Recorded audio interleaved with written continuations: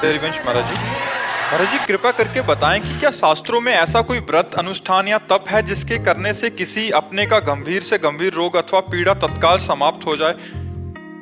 देखो, भुलावे में मत पड़ना। शरीर रचने के समय जो प्रारब्ध लिख गया है उसे मिटाया नहीं जा सकता। तस्मात् शास्त्रम प्रमाणम ते, शास्त्र के प्रमाण के अनुसार कहता हूं, ये कोई नहीं कर सकता। वशिष्ठ जी जैसे महापुरुष जो नई सृष्टि की रचना कर सकते हैं, वो भरत जी से कह रहे हैं, सुनो भरत, भावी प्रबल बिलख कहो मुनिनाथ, हानि लाभ जीवन मरण जस अपजस विद्यात।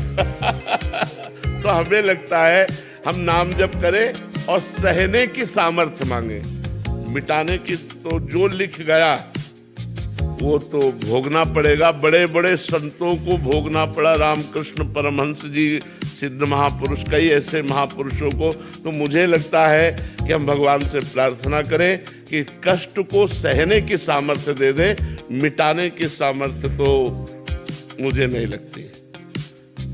मतलब भगवान मिटा सकते हैं लेकिन कानून नहीं है। देखो, श्रवण कुमार का शब्द वेदी बाण के द्वारा दशरथ जी का लीला बनती कि नहीं बनती?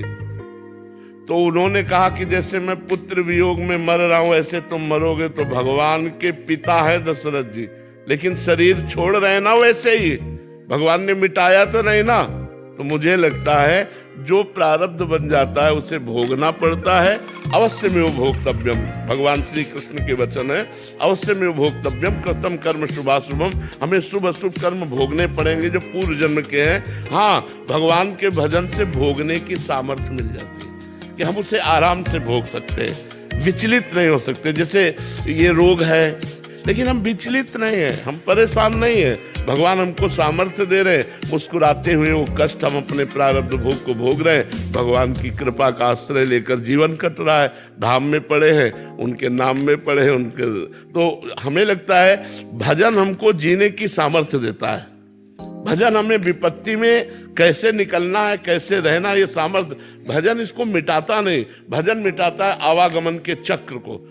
भजन भगवान की प्राप्ति कराता है, और भजन अगर हम लौकिक कामनाएं करेंगे तो उनकी पूर्ति कराता है। प्रारब्ध को मिटाना बहुत कठिन है। नहीं तो बड़े बड़े सिद्ध संतों में एक सिद्ध संत थे राधा कुंड के, वो राधा कुंड में पोछा झाड़ू पोछा करते और भिक्षा मांग के खाते और भगवान नाम जप करते, रात दिन भगवान में लगे थे। तो जब वृद्ध शरीर हुआ तो एक दिन देखा एक दुर्गंध युक्त आदमी उनके पास आया। उनका तुम कौन हो? तो उनका बाबा तुम्हारा प्रारब्ध। बोले क्या रूप लेके आए हो? बोले 12 साल अब तुमको कुष्ठ रोग होगा। मैं कुष्ठ रोग हूं, गलित कुष्ठ तुम्हारे शरीर में। उनका 12 साल, हमारे पास टाइम थोड़ी राधा कुंड की सोनी लगानी है, पोछा करना है, ये हमारे तुमसे नहीं पूछेंगे। ये बड़े बड़े भजनानंदी की बात कहते हैं। तब उन्होंने दूसरे दिन फिर आया प्रारब्ध और कहा हम 12 साल के भोग को 6 साल में निपटा देंगे, रात दिन लगा के, आप स्वीकार करो। तो उनका 6 वर्ष तो बहुत होते हैं, 6 वर्ष हमारे पास टाइम नहीं। वो आए और उनका बाबा 1 महीना, हम पूरा 12 साल का कष्ट 1 महीना में भगवा देंगे। बोले 1 महीना भी नहीं। तो बोले बाबा 24 घंटा, बस सड़ जाओगे 24 घंटे में, कोई दवा नहीं लोगे, कोई सेवा नहीं करेगा। बोले वादा पक्का। 24 घंटे अपने शिष्यों से कहा कि मैं अब जा रहा हूं कमरा में, 24 घंटे बाद निकलूंगा, चाहे जितना चीखू कोई आना नहीं, कोई औषधि नहीं, किसी से बात नहीं। और सिटकिनी अंदर कुटिया की बंद, जे ही बंद की और कहा आ जाओ, तो पूरा नख से सिक तक सड़ गया, दुर्गंध पड़ गई, इतना भीषण पीड़ा। 24 घंटे भोगने के बाद वो खत्म हो गया। मतलब सिद्ध पुरुषों को भी जिनकी इतनी सामर्थ्य है, उनको भी 12 साल का 12 मतलब 24 घंटे में भोगना पड़ा। इसलिए हमें लगता है कि हम लोग तो कर्म बंधन से युक्त है, हमें भोगना ही पड़ेगा।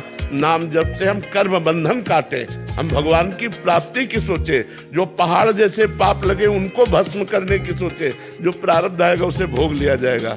संघर्ष में जीवन तो है ही।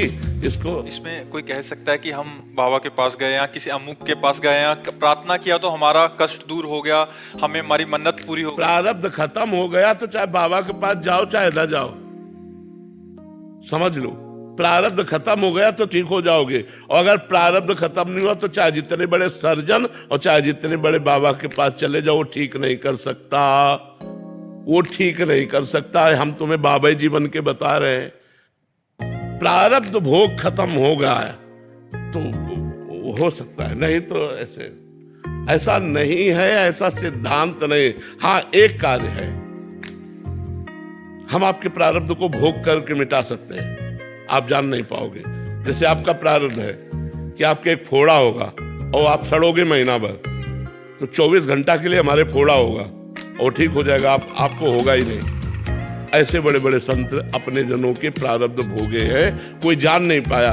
बुखार आ गया, ये कष्ट है, वो कष्ट है, अपने जनों के कष्टों को ले लिया, भारी कष्टों को थोड़े में भोग कर निपटा दिया, सिद्धांत पूरा किया, लेकिन स्वयं भोगा।